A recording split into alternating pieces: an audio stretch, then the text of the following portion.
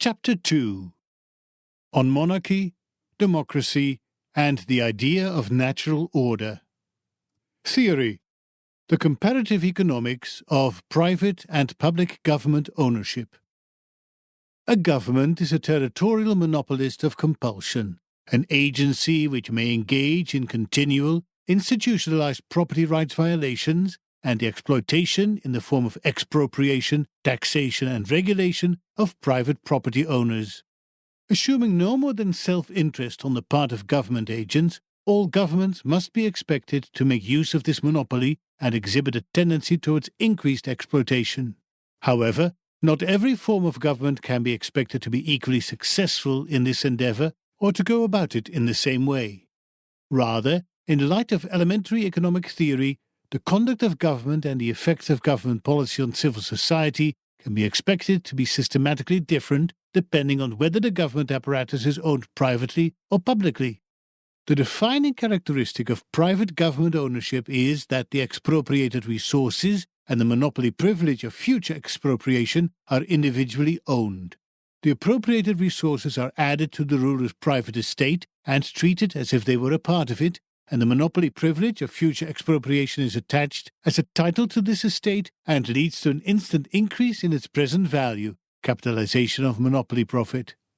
Most importantly, as private owner of the government estate, the ruler is entitled to pass his possessions on to his personal heir. He may sell, rent, or give away part or all of his privileged estate and privately pocket the receipts from the sale or rental, and he may personally employ or dismiss every administrator and employee of his estate. In contrast with a publicly owned government, the control over the government apparatus lies in the hands of a trustee or caretaker.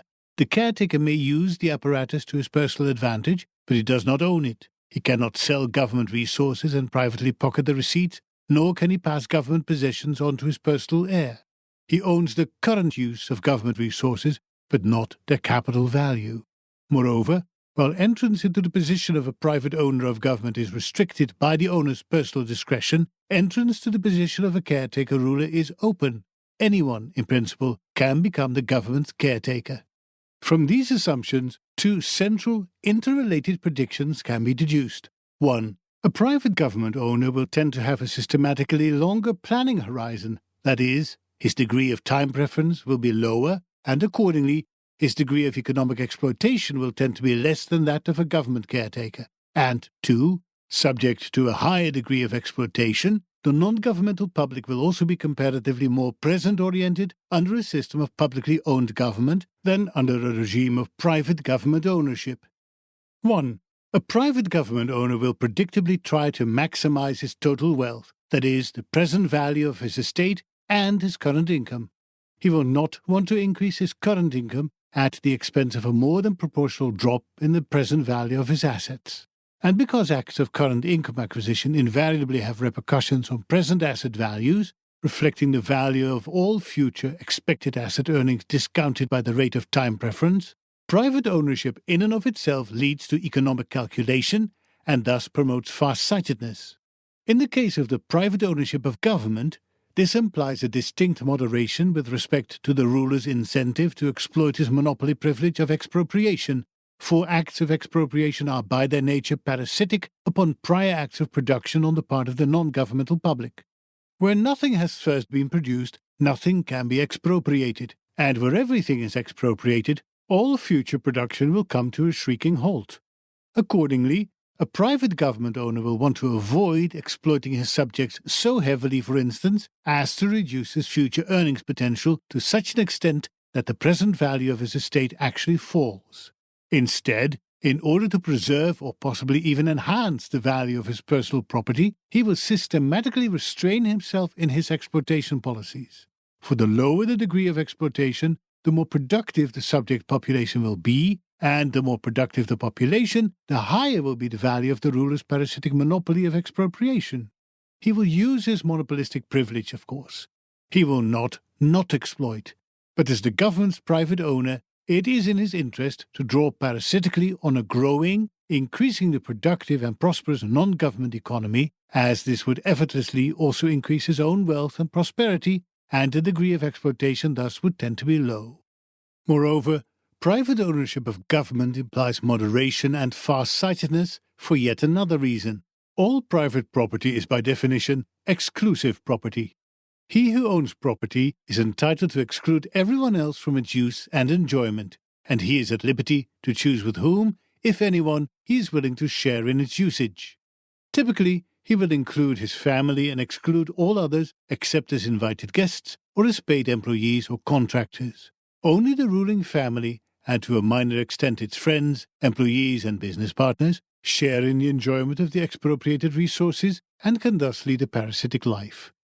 Because of these restrictions regarding entrance into government and the exclusive status of the individual ruler and his family, private government ownership stimulates the development of a clear class consciousness on the part of the non-government public and promotes the opposition and resistance to any expansion of the government's exploitative power. A clear-cut distinction between the few rulers on the one hand and the many ruled on the other exists, and there is little risk or hope of anyone of either class ever falling or rising from one class to the other. Confronted with an almost insurmountable barrier in the way of upward mobility, the solidarity among the ruled, their mutual identification as actual or potential victims of government or property rights violations is strengthened, and the risk to the ruling class of losing its legitimacy as the result of increased exploitation is heightened. In distinct contrast, the caretaker of a publicly owned government will try to maximize not total government wealth, capital values and current income, but current income, regardless and at the expense of capital values. Indeed, even if the caretaker wishes to act differently, he cannot, for as public property government resources are unsaleable and without market prices economic calculation is impossible. Accordingly, it must be regarded as unavoidable that public government ownership will result in continual capital consumption. Instead of maintaining or even enhancing the value of the government estate, as a private owner would tend to do, a government's temporary caretaker will quickly use up as much of the government resources as possible, for what he does not consume now, he may never be able to consume. In particular, a caretaker, as distinct from a government's private owner, has no interest in not ruining his country. For why should he not want to increase his exploitation if the advantage of a policy of moderation, the resulting higher capital value of the government estate, cannot be reaped privately, while the advantage of the opposite policy of increased exploitation, a higher current income, can be so reaped? To a caretaker, unlike to a private owner, moderation has only disadvantages. In addition, with a publicly owned government, anyone in principle can become a member of the ruling class or even the supreme power. The distinction between the rulers and the ruled, as well as the class consciousness of the ruled, become blurred. The illusion even arises that the distinction no longer exists, that with a public government, no one is ruled by anyone, but everyone instead rules himself. Accordingly, public resistance against government power is systematically weakened. While exploitation and expropriation before might have appeared plainly oppressive and evil to the public, they seem much less so, mankind being what it is, once anyone may freely enter the ranks of those who are at the receiving end. Consequently, not only will exploitation increase, whether openly in the form of higher taxes or discreetly as increased governmental money creation, inflation, or legislative regulation. Likewise, the number of government employees, public servants, will rise absolutely as well as relatively to private employment, in particular attracting and promoting individuals with high degrees of time preference and limited far-sightedness. 2. In contrast to the right of self-defense in the event of a criminal attack, the victim of government violations of private property rights may not legitimately defend himself against such violations. The imposition of a government tax on property or income violates a property owner's and income producer's rights as much as theft does. In both cases, the owner-producer's supply of goods is diminished against his will and without his consent. Government money or liquidity creation involves no less a fraudulent expropriation of private property owners than the operations of a criminal counterfeiting gang. As well, any government regulation as to what an owner may or may not do with his property, beyond the rule that no one may physically damage the property of others, and that all exchange and trade be voluntary and contractual, implies the taking of somebody's property on a par with acts of extortion, robbery, or destruction. But taxation, the government's provision for liquidity, and government regulations, unlike their criminal equivalents, are considered legitimate, and that the victim of government interference, unlike the victim of a crime, is not entitled to physically defend and protect his property.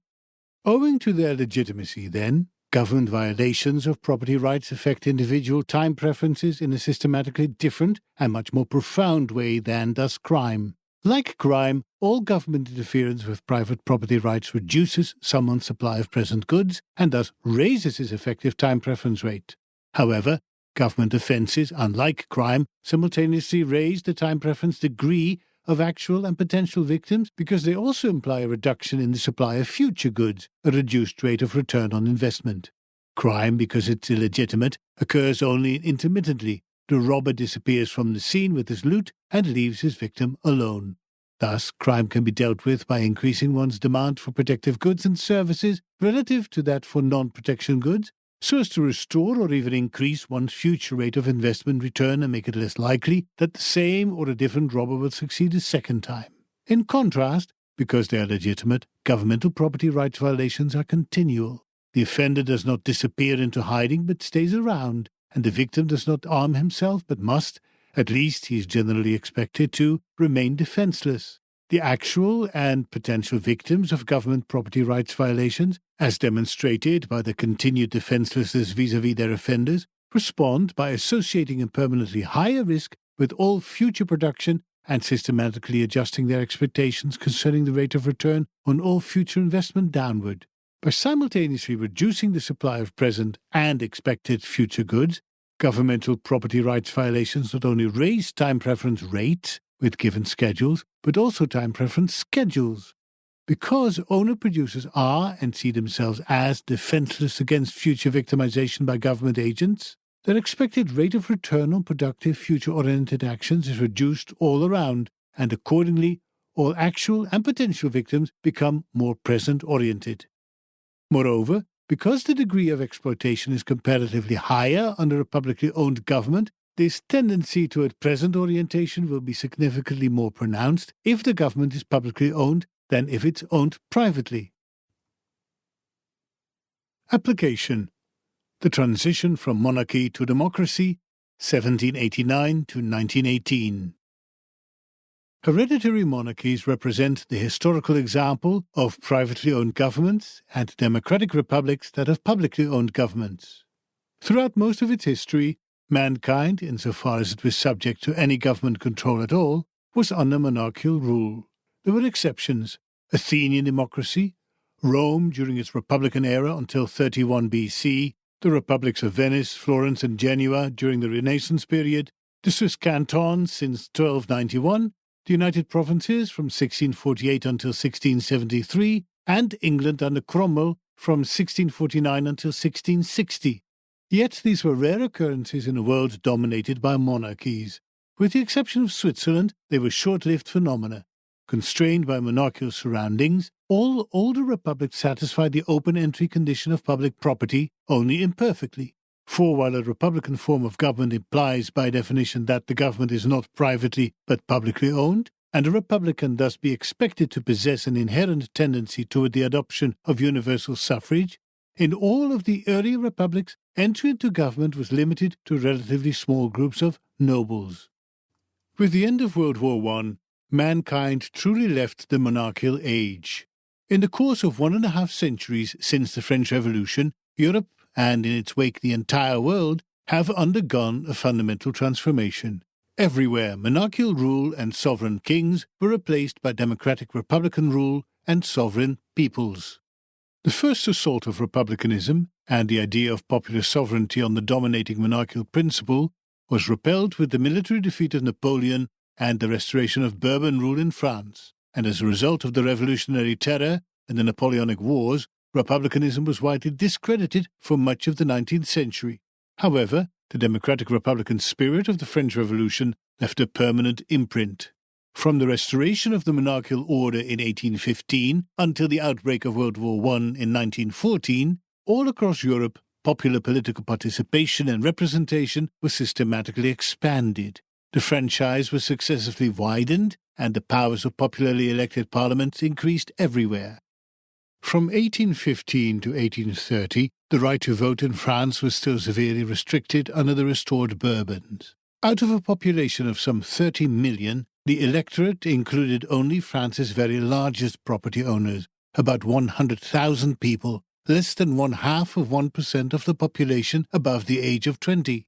As a result of the July Revolution of 1830, the abdication of Charles X, and the coronation of the Duke of Orléans, Louis-Philippe, the number of voters increased to about 200,000. As a result of the revolutionary upheavals of 1848, France again turned republican, and universal and unrestricted suffrage for all male citizens above the age of 21 was introduced. Napoleon III was elected by nearly 5.5 million votes out of an electorate of more than 8 million. In the United Kingdom, after 1815, the electorate consisted of some 500,000 well-to-do property owners, about 4% of the population above age 20. The Reform Bill of 1832 lowered the property owner requirements and extended the franchise to about 800,000.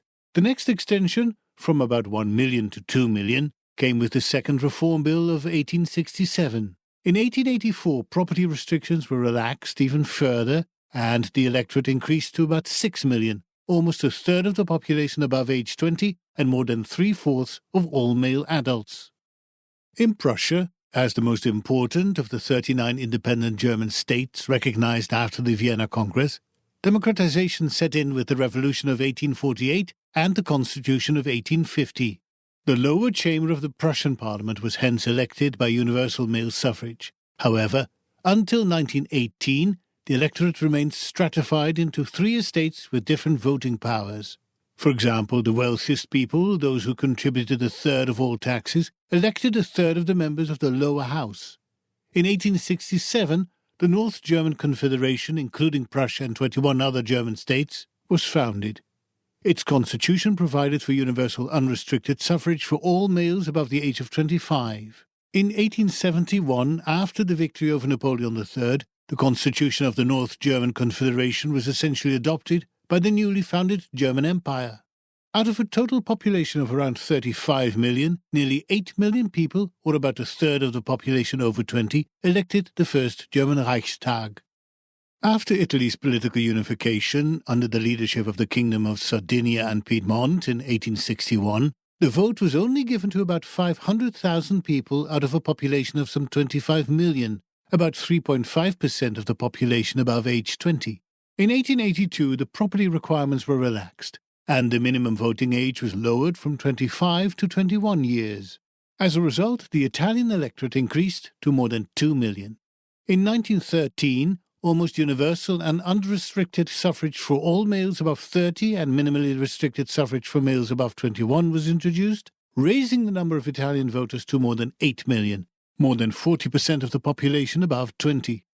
In Austria, restricted and unequal male suffrage was introduced in 1873. The electorate, composed of 4 classes of courtiers of unequal voting powers, totaled 1.2 million voters out of a population of about 20 million, 10% of the population above 20. In 1867, a 5th courier was added. 40 years later, the courier system was abolished, and universal and equal suffrage for males above age 24 was adopted, bringing the number of voters close to 6 million, almost 40% of the population above 20. Russia had elected provincial and district councils, zemstvos, since 1864, and in 1905, as a fallout of its lost war against Japan, it created a parliament, the Duma, which was elected by near-universal, although indirect and unequal male suffrage. As for Europe's minor powers, universal or almost universal and equal male suffrage has existed in Switzerland since 1848 and was adopted between 1890 and 1910 in Belgium, the Netherlands, Norway, Sweden, Spain, Greece, Bulgaria, Serbia, and Turkey. Although increasingly emasculated, the monarchical principle dominated until the cataclysmic events of World War I.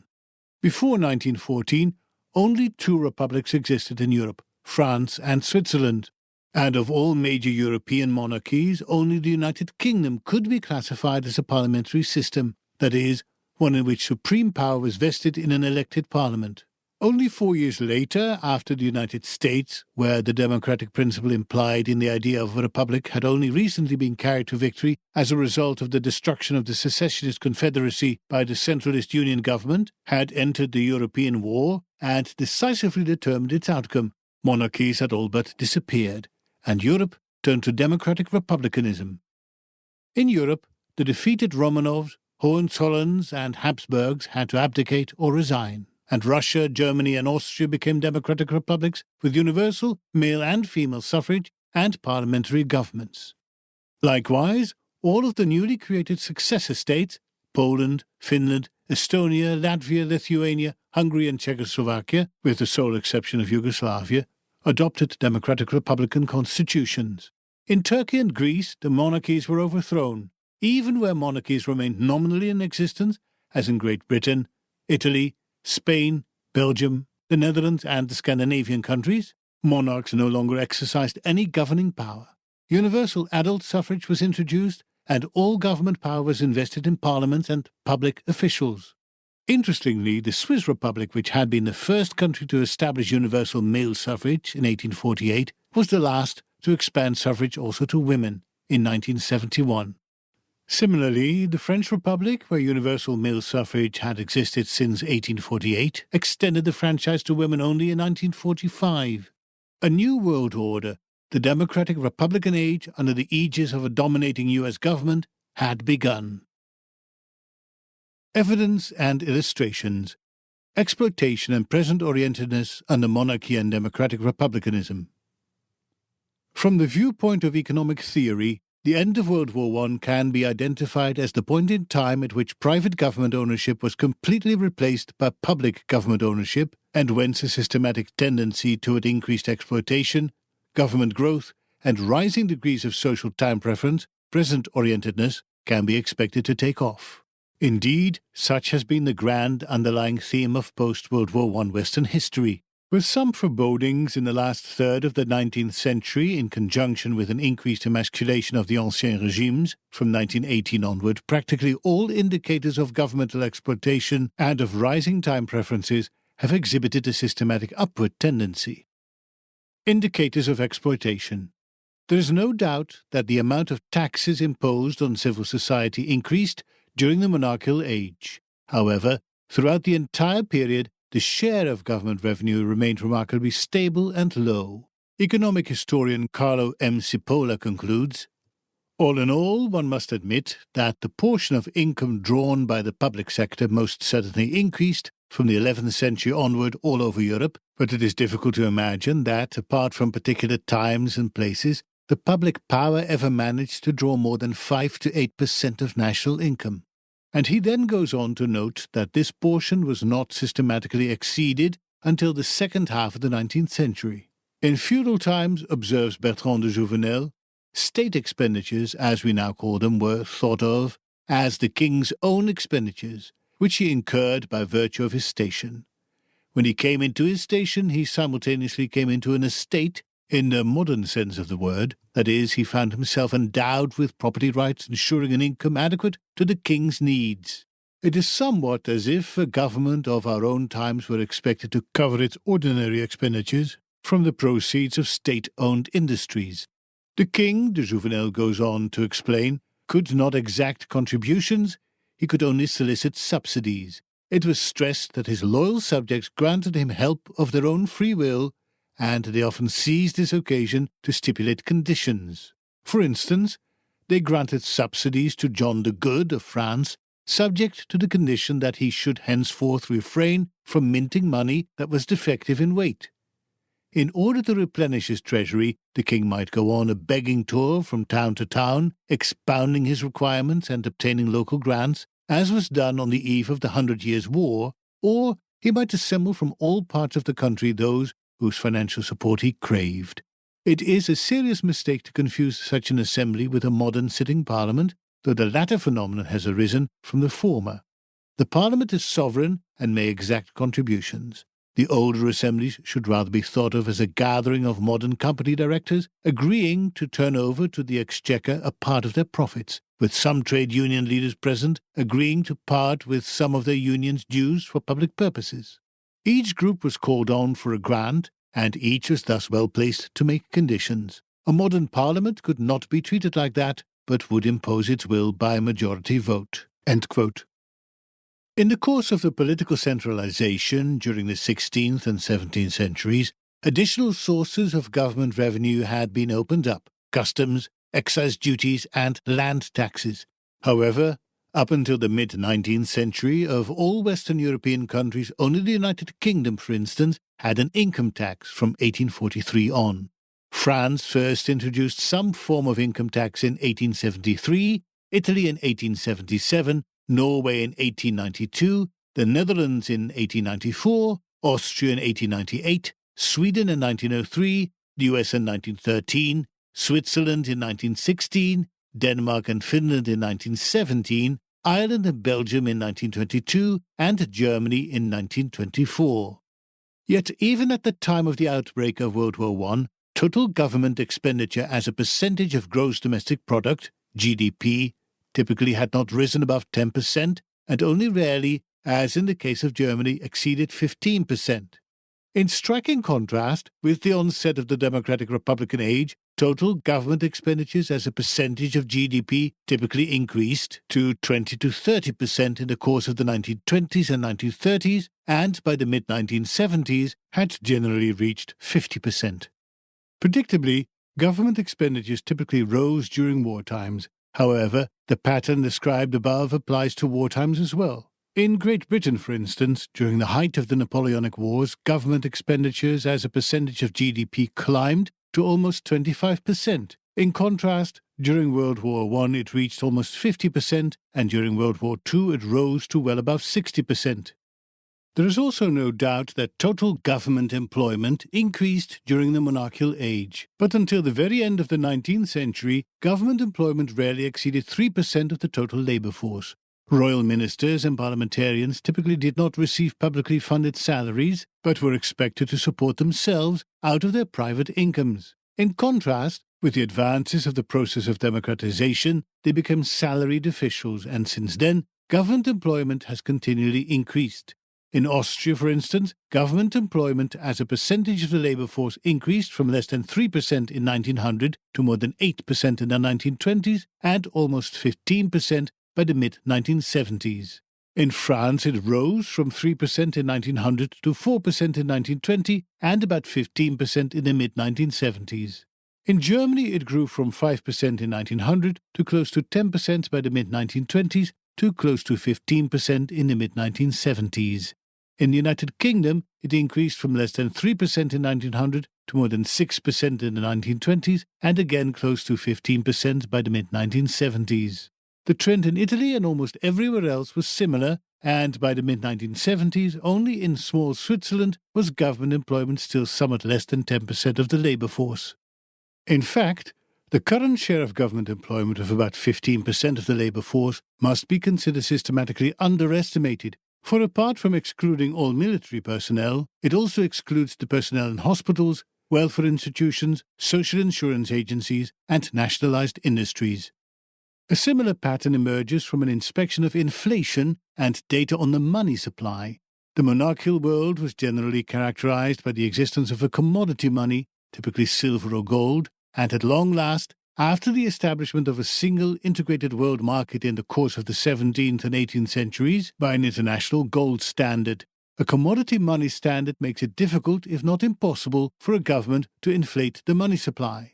In monopolizing the mint and engaging in coin clipping, kings did their best to enrich themselves at the expense of the public. There also had been attempts to introduce a near-redeemable fiat currency. Indeed, the history of the Bank of England, for instance, from its inception in 1694 onward, was one of the periodic suspension of specie payment in 1696, 1720, 1745, and from 1797 until 1821. But these fiat money experiments associated in particular with the Bank of Amsterdam, the Bank of England, and John Law, and the Banque Royale of France had been regional curiosities which ended quickly in financial disasters, such as the collapse of the Dutch tulip mania in 1637 and the Mississippi bubble and the South Sea bubble in 1720. As hard as they tried, monarchical rulers did not succeed in establishing monopolies of pure fiat currencies, that is, of irredeemable government paper monies which can be created virtually out of thin air at practically no cost.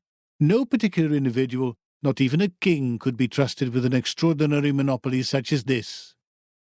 It was only under conditions of democratic republicanism, of anonymous and impersonal rule, that this feat was accomplished. During World War I, as during earlier wars, the belligerent governments had gone off the gold standard. Everywhere in Europe, the result was a dramatic increase in the supply of paper money.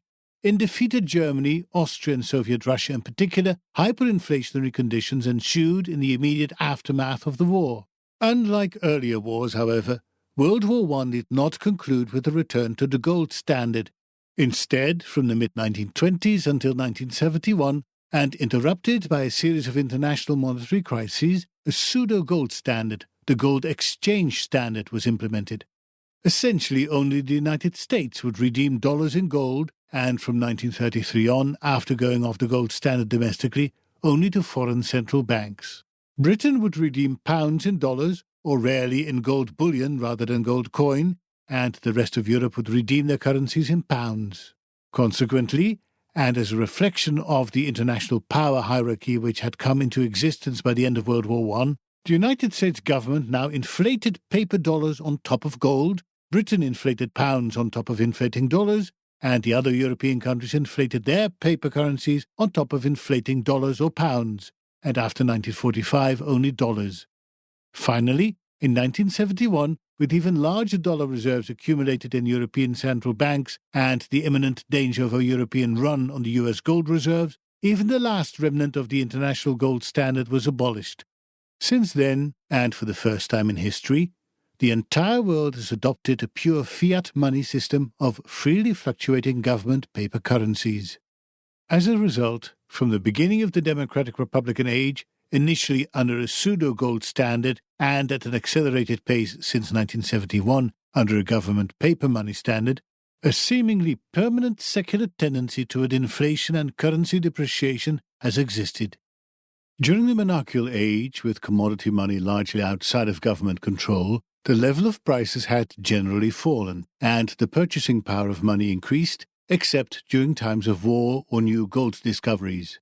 Various price indices, for Britain for instance, indicate that prices were substantially lower in 1760 than they had been 100 years earlier, and in 1860 they were lower than they had been in 1760. Connected by an international gold standard, the development in other countries was similar. In sharp contrast, during the democratic republican age, with the world financial center shifted from Britain to the US, and the latter in the role of international monetary trendsetter, a very different pattern emerged. Before World War I, the US index of wholesale commodity prices had fallen from 125 shortly after the end of the war between the states in 1868 to below 80 in 1914. It was then lower than it had been in 1800. In contrast, shortly after World War I, in 1921, the US wholesale commodity price index stood at 113. After World War II, in 1948, it had risen to 185. In 1971, it was 255. By 1981, it reached 658. And in 1991, it was near 1,000. During only 2 decades of irredeemable fiat money, the consumer price index in the US rose from 40 in 1971 to 136 in 1991. In the United Kingdom, it climbed from 24 to 157, in France from 30 to 137, and in Germany from 56 to 116. Similarly, during more than 70 years, from 1845 until the end of World War I in 1918, the British money supply had increased about 6-fold. In distinct contrast, during the 73 years from 1918 until 1991, the US money supply increased more than 64-fold. In addition to taxation and inflation, a government can resort to debt in order to finance its current expenditures. As with taxation and inflation, there is no doubt that government debt increased in the course of the monarchical age. However, as predicted theoretically, in this field, monarchs also showed considerably more moderation and farsightedness than democratic republican caretakers. A remarkable distinction between the monarchical and the democratic republican age also exists regarding the development and recognition of monetary theory. The early theoretician of fiat money and credit, John Law, having had his turn at monetary reform from 1711 to 1720, secretly left France and sought refuge in Venice, where he died impoverished and forgotten. In distinct contrast, John Law's 20th century successor, John Maynard Keynes, who bore responsibility for the demise of the classical gold standard during the post-World War I era, and who left behind a Bretton Woods system which collapsed in 1971, was honored during his lifetime and is still honored today as the world's foremost economist. If nothing else, Keynes's personal philosophy of hedonism and present orientation, which is summarized in his famous dictum that, in the long run, we're all dead, indeed sums up the very spirit of the democratic age. Similarly, Milton Friedman, who bears much responsibility for the post-1971 monetary order and thus for the most inflationary peacetime period in all of human history, is hailed as one of the great economists. Throughout the monarchical age, government debts were essentially war debts. While the total debt thereby tended to increase over time, during peacetime at least, monarchs characteristically reduced their debts. The British example is fairly representative. In the course of the 18th and 19th centuries, government debt increased. It was £76 million after the Spanish War in 1748, £127 million after the 7 Years' War in 1763, £232 million after the American War of Independence in 1783, and £900 million after the Napoleonic Wars in 1815. Yet, during each peacetime period, from 1727 to 1739, from 1748 to 1756, and from 1762 to 1775, total debt actually decreased. From 1815 until 1914, the British national debt fell from a total of £900 to below £700 million. In striking contrast, since the onset of the democratic republican age, British debt has only increased, in war and in peace.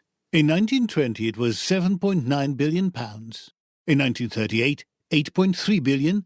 In 1945, £22.4 billion. In 1970, £34 billion. And since then it has skyrocketed to more than £190 billion in 1987. Likewise, U.S. government debt has increased through war and peace. Federal government debt after World War I in 1919 was about $25 billion. In 1940, it was $43 billion, and after World War II, in 1946, it stood at about $270 billion. By 1970, it had risen to $370 billion, and since 1971, under a pure fiat money regime, it has literally exploded. In 1979, it was about $840 billion, and in 1985, more than $1.8 trillion. In 1988, it reached almost $2.5 trillion. By 1992, it exceeded $3 trillion, and presently it stands at approximately $6 trillion. Furthermore, constrained by a commodity money standard, monarchs were unable to monetize their debt. When the king sold bonds to private financiers or banks under the gold standard, this had no effect on the total money supply. If the king spent more as a consequence, others would have to spend less. Accordingly, lenders were interested in correctly assessing the risk associated with their loans, and kings typically paid interest rates substantially above those paid by commercial borrowers. In contrast, under the gold exchange standard with only a very indirect tie of paper money to gold, and especially under a pure fiat money regime with no tie to gold at all, government deficit financing is turned into a mere banking technicality. Currently, by selling its debt to the banking system, governments can in effect create new money to pay for their debt. When the Treasury Department sells bonds to the commercial banking system, the banks do not pay for these bonds out of their existing money deposits. Assisted by open market purchases by the government-owned central bank, they create additional demand deposits out of thin air. The banking system does not spend less as a consequence of the government spending more. Rather, the government spends more and the banks loan as much as before. In addition, they earn an interest return on their newly acquired bond holdings. Accordingly, there is little hesitation on the part of banks to purchase government bonds, even at below-market interest rates, and rising government debt and increased inflation thus go hand in hand. Finally, the same tendency toward increased exploitation and present orientation emerges upon examination of government legislation and regulation. During the monarchical age, with a clear-cut distinction between the ruler and the ruled, the king and his parliament were held to be under the law. They applied pre-existing law as judge or jury. They did not make law. Writes Bertrand de Jouvenel, the monarch was looked on only as judge and not as legislator. He made subjective rights respected and respected them himself. He found these rights in being and did not dispute that they were anterior to his authority. Subjective rights were not held on the precarious tenure of grant, but were freehold possessions. The sovereign's right also was a freehold. It was a subjective right, as much as the other rights, though of a more elevated dignity, but it could not take the other rights away.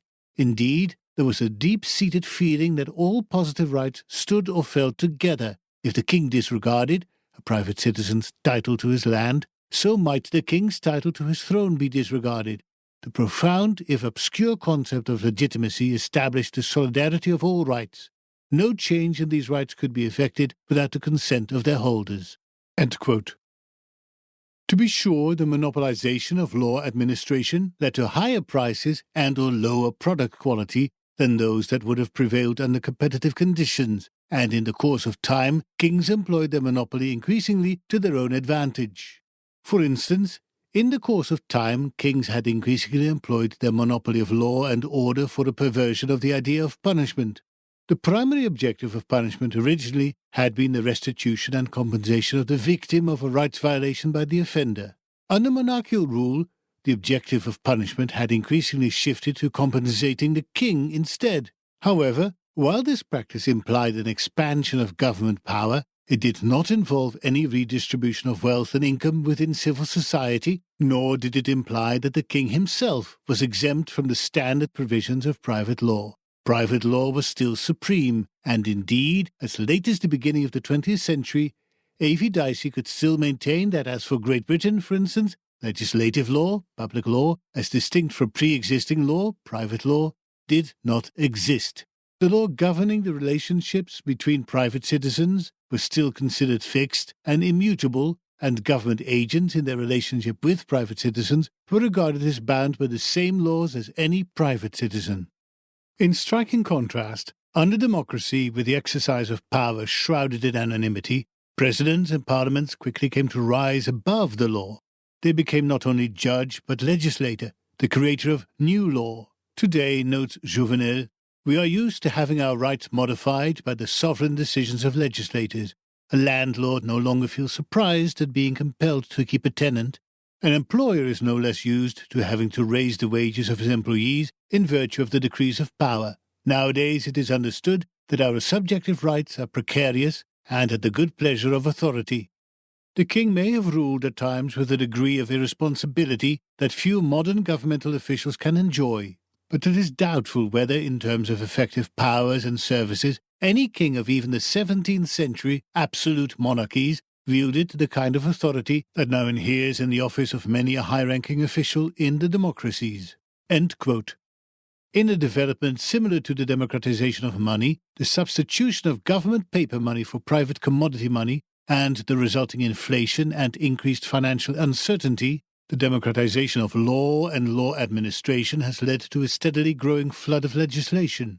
Presently, the number of legislative acts and regulations passed by Parliament in the course of a single year is in the tens of thousands, filling hundreds of thousands of pages, affecting all aspects of civil and commercial life, and resulting in a steady depreciation of all law and heightened legal uncertainty.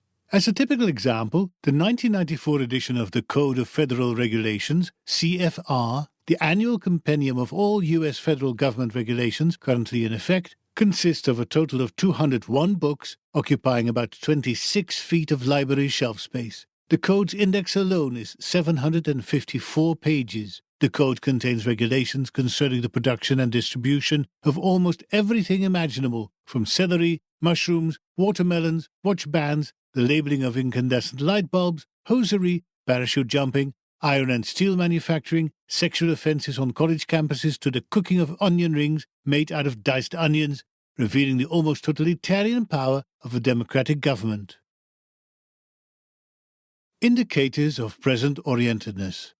The phenomenon of social time preference is somewhat more elusive than that of expropriation and exploitation, and it is more complicated to identify suitable indicators of present orientation. Moreover, some indicators are less direct, softer than those of exploitation, but all of them point in the same direction and together provide as clear an illustration of the second theoretical prediction that democratic rule also promotes short-sightedness, present orientation within civil society. The most direct indicator of social time preference is the rate of interest. The interest rate is the ratio of the valuation of present goods as compared to future goods. More specifically, it indicates the premium at which present money is traded against future money. A high interest rate implies more present-orientedness, and a low rate of interest implies more future orientation. Under normal conditions, that is, under the assumption of increasing standards of living and real money incomes, the interest rate can be expected to fall and ultimately approach, yet never quite reach, zero, for with rising real incomes, the marginal utility of present money falls relative to that of future money, and hence, under the ceteris paribus assumption of a given time preference schedule, the interest rate must fall. Consequently, savings and investment will increase, future real incomes will be still higher, and so on. In fact, a tendency toward falling interest rates characterizes mankind's supra-secular trend of development. Minimum interest rates on normal safe loans were around 16% at the beginning of Greek financial history in the 6th century BC and fell to 6% during the Hellenistic period. In Rome, minimum interest rates fell from more than 8% during the earliest period of the Republic to 4% during the 1st century of the Empire. In 13th century Europe, the lowest interest rates on safe loans were 8%. In the 14th century, they came down to about 5%. In the 15th century, they fell to 4%. In the 17th century, they went down to 3%. And at the end of the 19th century, minimum interest rates had further declined to less than 2.5%. This trend was by no means smooth. It was frequently interrupted by periods, sometimes as long as centuries, of rising interest rates. However, such periods were associated with major wars and revolutions, such as the 100 Years' War during the 14th century, the wars of religion from the late 16th to the early 17th century, the American and French revolutions and the Napoleonic Wars from the late 18th to the early 19th century, and the two world wars in the 20th century. Furthermore, whereas high or rising minimum interest rates indicate periods of generally low or declining living standards, the overriding opposite tendency toward low and falling interest rates reflects mankind's overall progress, its advance from barbarism to civilization. Specifically, the trend toward lower interest rates reflects the rise of the Western world, its people's increasing prosperity, far-sightedness, intelligence, and moral strength, and the unparalleled height of 19th century European civilization. With this historical backdrop and in accordance with economic theory, then, it should be expected that 20th century interest rates would still be lower than 19th century rates. Indeed, only two possible explanations exist why this is not so. The first possibility is that 20th century real incomes did not exceed or even fell below 19th century incomes. However, this explanation can be ruled out on empirical grounds, for it seems fairly uncontroversial that 20th century incomes are in fact higher. Then only the second explanation remains. If real incomes are higher, but interest rates are not lower, then the ceteris paribus clause can no longer be assumed true. Rather, the social time preference schedule must have shifted upward. That is, the character of the population must have changed. People, on the average, must have lost their moral and intellectual strength and become more present-oriented. Indeed, this appears to be the case. From 1815 onward, throughout Europe and the Western world, minimum interest rates steadily declined to a historic low of well below 3% on the average at the turn of the century. With the onset of the democratic republican age, this earlier tendency came to a halt and seemed to have changed direction, revealing 20th century Europe and the US as declining civilizations. An inspection of the lowest decennial average interest rates for Britain, France, the Netherlands, Belgium, Germany, Sweden, Switzerland, and the US, for instance, shows that during the entire post-World War I era, interest rates in Europe were never as low or lower as they had been during the second half of the 19th century. Only in the US, in the 1950s, did interest rates ever fall below late 19th century rates. Yet this was only a short-lived phenomenon, and even then US interest rates were not lower than they had been in Britain during the second half of the 19th century. Instead, 20th century rates were significantly higher than 19th century rates universally, and if anything, they have exhibited a rising tendency. This conclusion does not substantially change even when it is taken into account that modern interest rates, in particular since the 1970s, include a systematic inflation premium. After adjusting recent nominal interest rates for inflation in order to yield an estimate of real interest rates, contemporary interest rates still appear to be significantly higher than they were 100 years ago.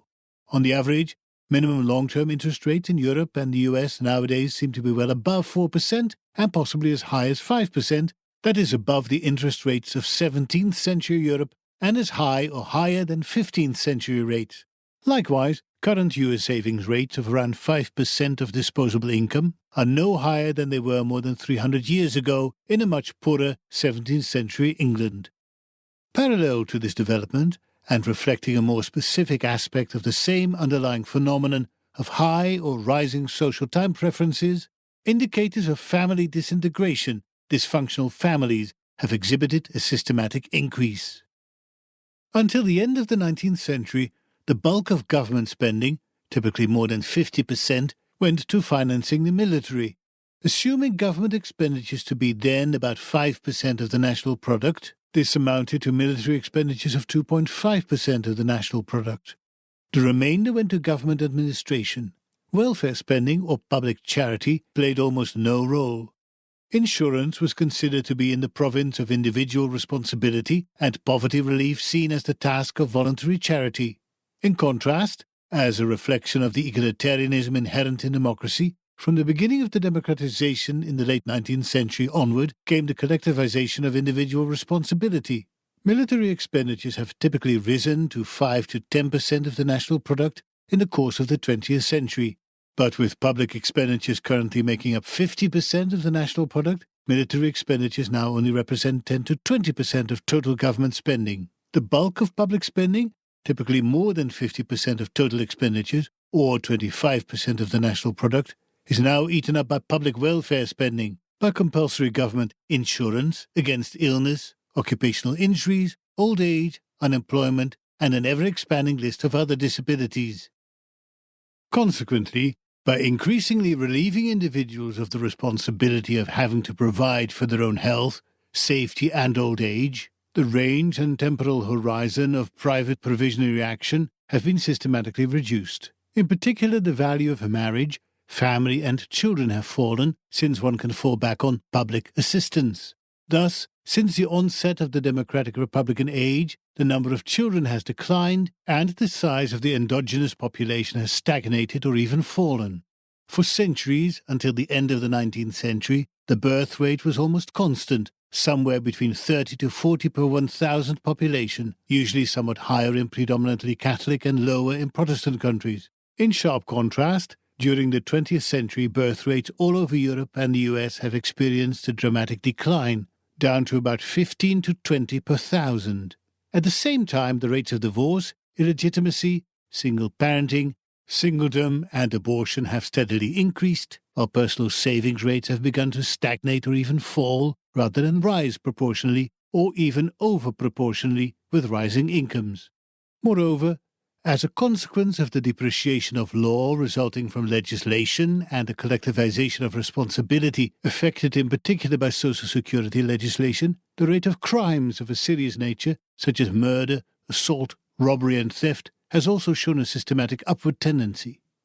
In the normal course of events, that is, with rising standards of living, it would be expected that the protection against social disasters such as crime would undergo continual improvement, just as one would expect the protection against natural disasters such as floods, earthquakes, and hurricanes to become progressively better. Indeed, throughout the Western world, this appears to have been the case by and large until recently, during the second half of the 20th century when crime rates began to climb steadily upward. To be sure, there are a number of factors other than increased irresponsibility and short-sightedness brought on by legislation and welfare that may contribute to crime. Men commit more crimes than women, the young more than the old, blacks more than whites, and city dwellers more than villagers.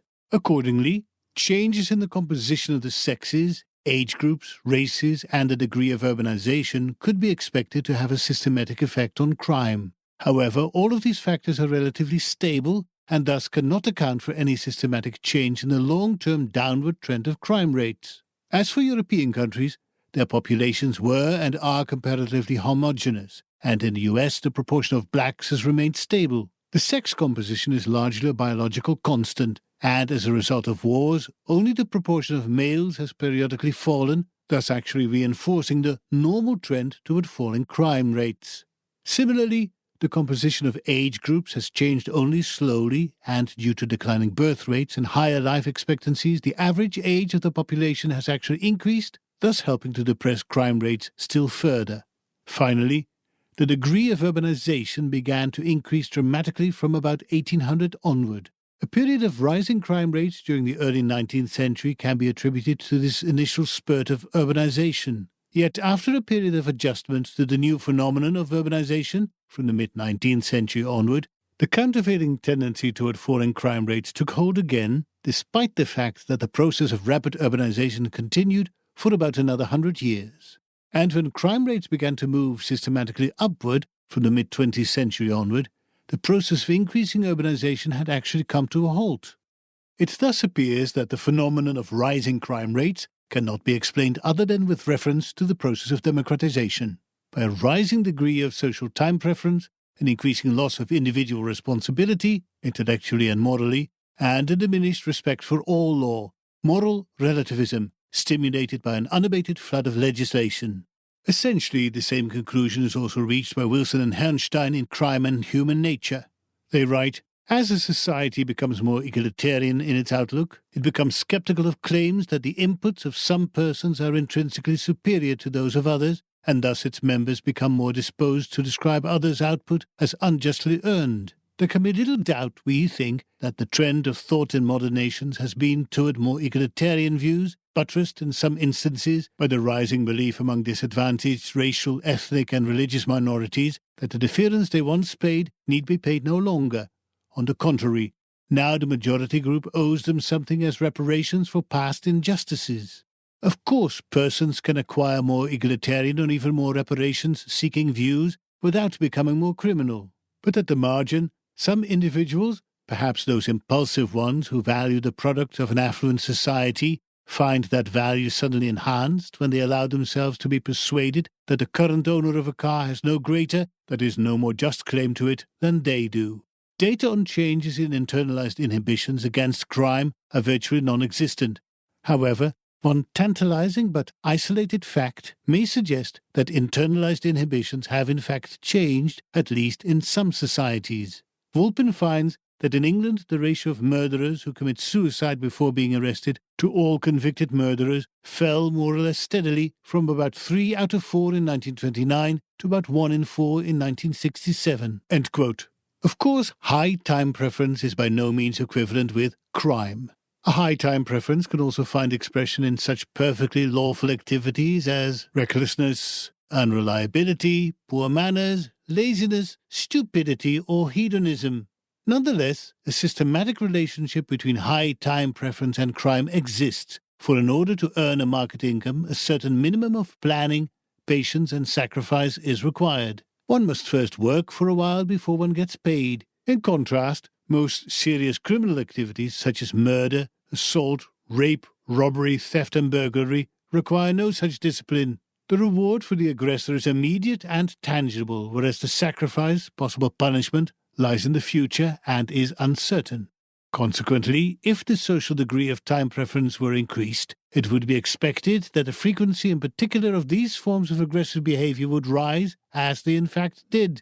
On the relationship between high time preference and crime, see also Edward C. Banfield, The Unheavenly City Revisited, in which he explains, the threat of punishment at the hands of the law is unlikely to deter the present-oriented person. The gains he expects from the illegal act are very near to the present, whereas the punishment that he would suffer in the unlikely event of his being both caught and punished lies in a future too distant for him to take into account. For the normal person, there are of course risks other than the legal penalty that are strong deterrents: disgrace, loss of job, hardship for wife and children if one is sent to prison, and so on.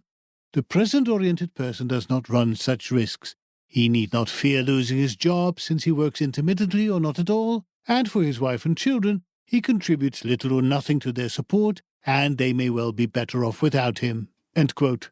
See also Wilson and Herrnstein, Crime and Human Nature. Wilson and Herrnstein report of indicators for young persons becoming increasingly more present-oriented and thus more impulsive than those who grew up earlier. There is some evidence that this is true. In 1959, David, Kidder and Reich administered to a group of institutionalized male and female delinquents in Rhode Island various tests, completing a story, telling the interviewer whether they would save or spend various sums of money if given to them, designed to measure their time orientation. The result showed them to be markedly more present-oriented than were comparable non-delinquents. 15 years later, essentially the same tests were given to a new group of institutionalized delinquents in the same state and of the same age. This group was much more present-oriented and thus much less willing to delay gratification by, for example, saving rather than spending the money than the earlier group of delinquents. Moreover, the more recent group frequently mentioned spending the gift money on drugs. Nobody suggested that in 1959 and never mentioned giving it to somebody else. Several had said they would do so in 1959. Conclusion: Monarchy, democracy, and the idea of natural order. From the vantage point of elementary economic theory, and in light of historical evidence, then, a revisionist view of modern history results. The Whig theory of history, according to which mankind marches continually forward toward ever higher levels of progress, is incorrect. From the viewpoint of those who prefer less exploitation over more, and who value far-sightedness and individual responsibility above short-sightedness and irresponsibility, the historic transition from monarchy to democracy represents not progress but civilizational decline.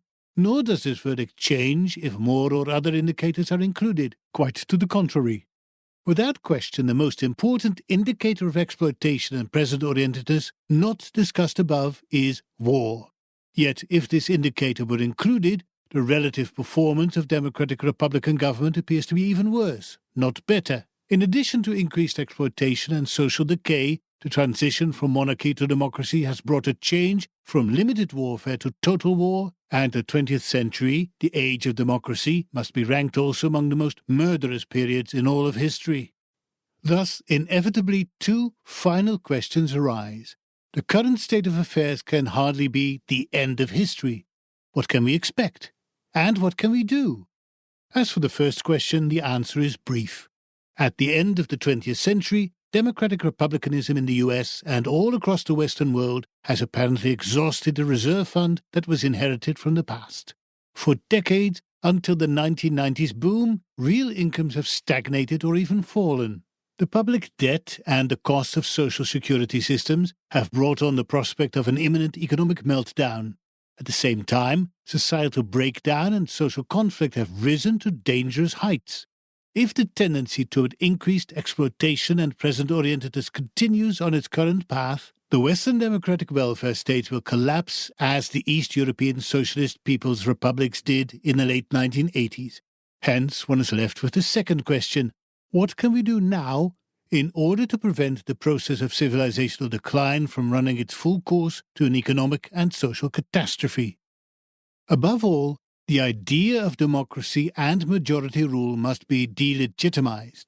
Ultimately, the course of history is determined by ideas, be they true or false. Just as kings could not exercise their rule unless a majority of public opinion accepted such rule as legitimate, so democratic rulers not last without ideological support in public opinion. Likewise, the transition from monarchical to democratic rule must be explained as fundamentally nothing but a change in public opinion. In fact, until the end of World War I, the overwhelming majority of the public in Europe accepted monarchical rule as legitimate.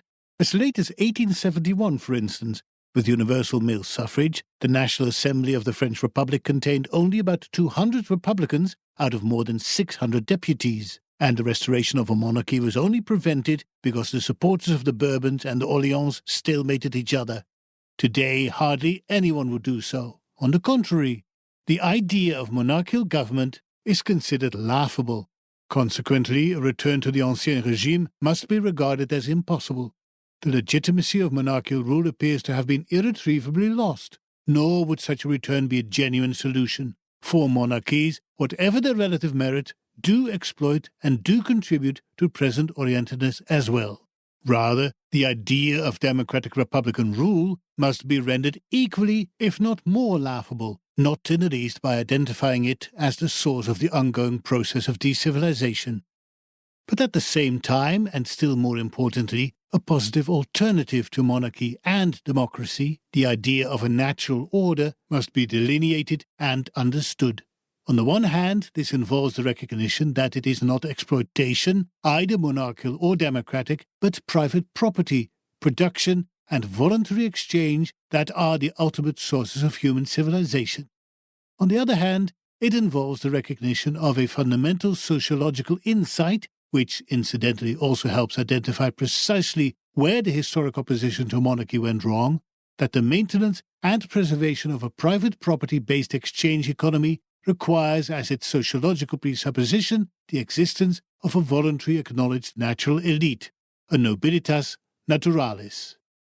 The natural outcome of the voluntary transactions between various private property owners is decidedly non-egalitarian, hierarchical, and elitist.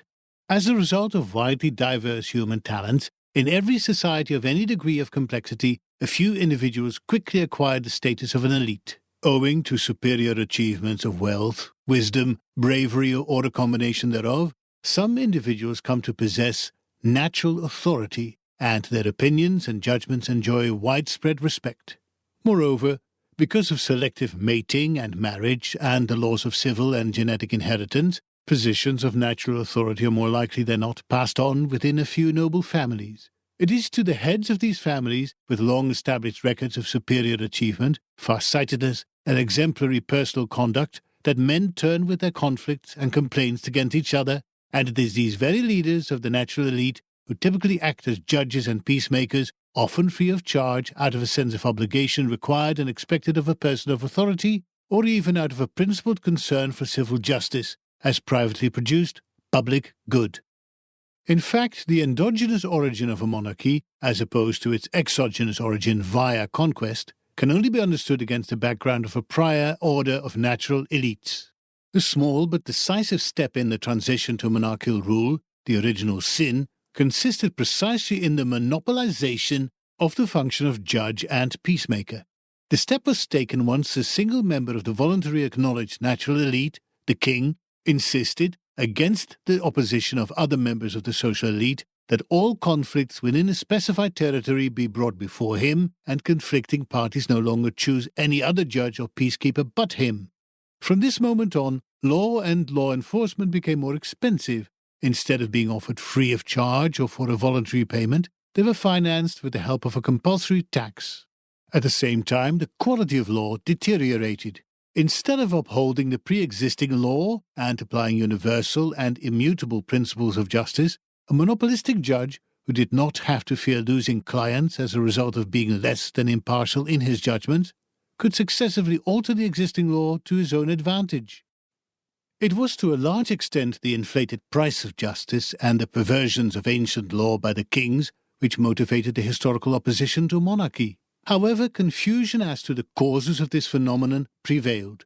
There were those who recognized correctly that the problem lay with monopoly, not with elites or nobility, but they were far outnumbered by those who erroneously blamed it on the elitist character of the rulers instead, and who accordingly strove to maintain the monopoly of law and law enforcement, and merely replaced the king and the visible royal pomp by the people and the presumed modesty and decency of the common man.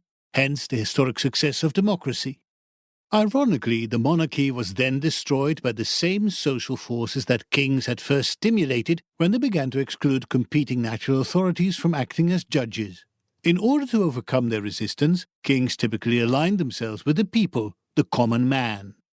Henri Pirenne, in Medieval Cities, writes, "The clear interest of the monarchy was to support the adversaries of high feudalism.